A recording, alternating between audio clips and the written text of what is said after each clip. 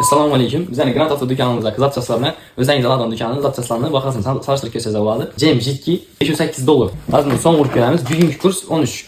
5.8 köpetimiz 13. 75 milyon. Skitkesi bilen yani skitke 72 milyon. 72 milyon bilen gelip Cem Jitki'ni alıp keseceğiz bağlı.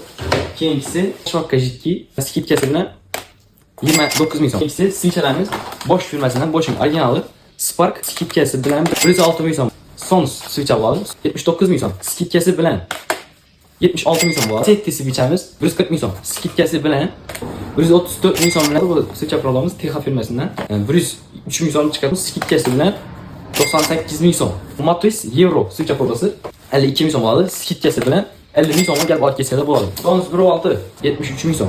Skitkesi bilen 69 milyon bilen gelip alt kesede bulalım. Nexia Cladish Ezmeri standart 214 milyon. Skitkesi bilen birge 206 milyon. Son Klapın 190 milyon. Skitkesi bilen 182 milyon. Orijinal filmi emelleri şey yani kırık gösterme.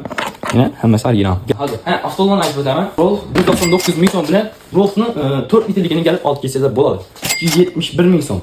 Düşünün Michelin avtolanını alıp gidersizler. Yine halasanızla yani özellikle servisinde ötüp yanıma gezip Bestplatni zamiyat veramiz. Bizler skitkening vaqti chegaralanmagan. Sizlar hammangizni bizning dükkanımıza ketib qolamiz. Bizning profilga obuna bo'lib qo'ysanizlar, yana bundan ham qiziq olarak arzu olarak videolarni kurslarga ko'p beramiz.